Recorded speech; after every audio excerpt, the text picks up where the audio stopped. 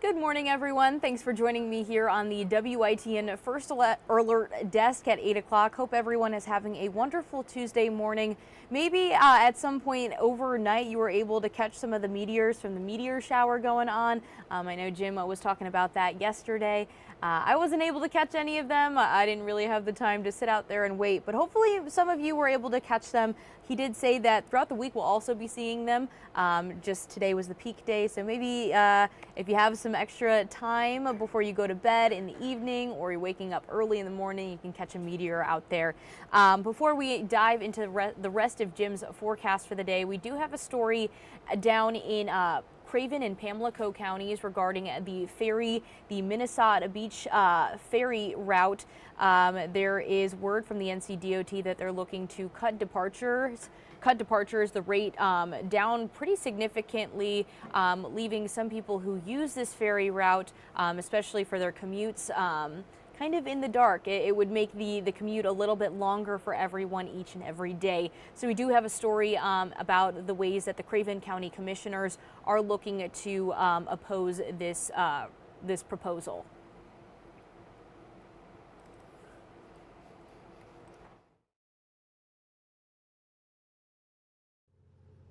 A livelihood for individuals in Craven and Pamlico counties. I go to work at Cherry Point. And the economy.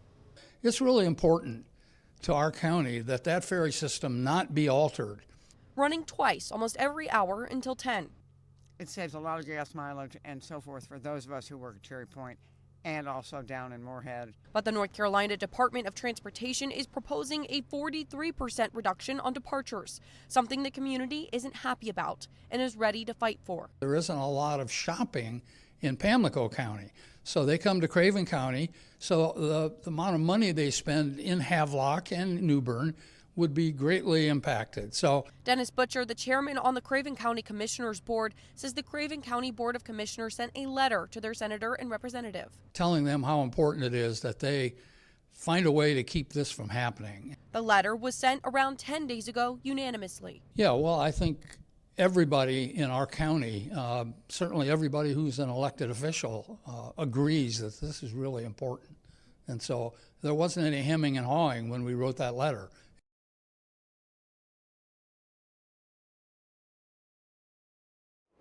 All right, Jim. Well, let's just turn to your forecast now. I know you have some new updates and details for us, so why don't we just dive right in? Yeah, we're going to do tropics. Before I do that, I want to take a live look down on the coast this morning. I've got a Moorhead City live cam shot. Looking good. Sun's up off the horizon, sanitary restaurant camera. The temp down there, 52 degrees. That's pretty cool by coastal standards. That was a 48 a little bit ago, and the winds are calm. Just down the street from Moorhead City, Emerald Isle, the big annual marathon takes place this Saturday. This will be the 11th year doing it. Kicks off at 7 a.m. And they'll be going through 1 p.m. Air temps look good, 50s to start, 67 by 10 a.m. Excuse me, as we get into the midday afternoon. It will be in the low 70s down on the coast. We'll come back up real quick on us, and Gigi will be down there this Saturday. You are running in the half marathon. Yes, I'll be doing that. That'll be my second one this year, which I'm really excited for. The weather looks perfect for it. These are like the ideal conditions that you want. Maybe even just a touch cooler would be nice too. But honestly, like when you're waiting to start, and it's cold out there, that's not fun, but I feel like by coastal standards, this is pretty good. This is nice. Because you can have some high humidity down there in the morning with temps near 70. It's looking good. For the non-runners out there, explain what a half marathon, what's the distance? Sure, that's a 13.1 miles. Okay, as opposed to 26.2. Yeah, 26.2 is the full marathon. And then I also believe, I was just looking at the details from the email that I was sent. They also have a 5K going on, so anyone participating in the 5K, that's 3 miles. So a lot of different races, a lot of different activities going on. So I'm excited. I'm excited to see that the weather is going to be great, because that's the one thing we were kind of looking out for. Sure. Is it going to be nice? Is it going to be really cold? Is it going to be rainy?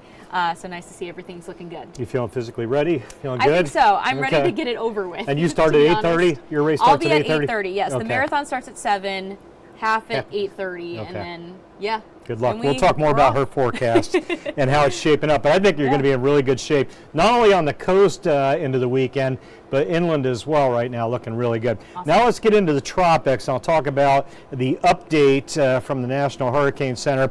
And they have upgraded the probability of development, which was at 90%, has been lifted now to 100%. What they're saying is we just got to get our ducks in a row before we start putting out coordinates on the system. So I think by lunchtime or early afternoon, we'll have official coordinates on what will likely be Tropical Storm Melissa.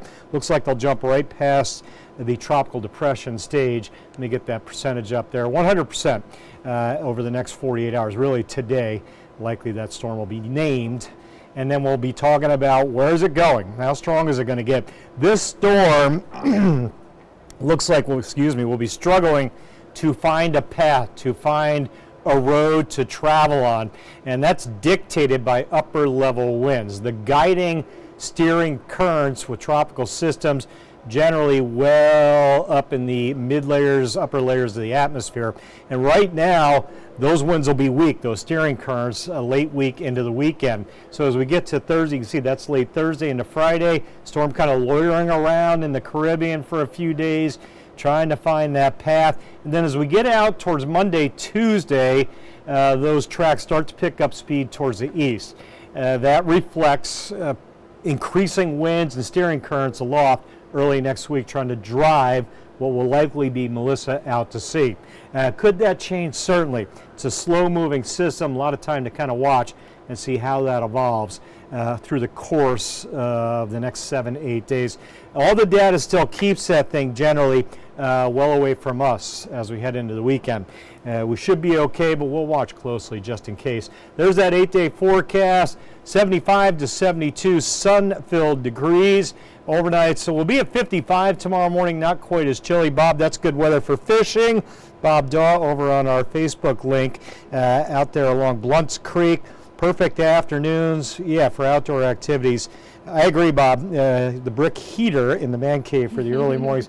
And we have the heat on in the car. I had the heat on in my car on the way to work this morning. Yep. A little chilly out there. We had some upper 30s at sunrise. They're coming back late week, but I still am not seeing frost yet. Okay. We've got a lot of flowers still blooming in our yard. Even the garden's got some peppers out there. So we're not too concerned later this week. I think we'll be all right for at least another 10 to 14 days before we start talking frost. Okay, got it. All right, well, thank you for the update, Jim, Yep. and thank you everyone for joining us this morning. Check back in at 9 a.m. Charlie's going to be here with another news and weather update. But until then, we'll see you tomorrow morning. Have a great one. Bye. This hour of the WITN First Alert Desk is sponsored by Toyota of Goldsboro.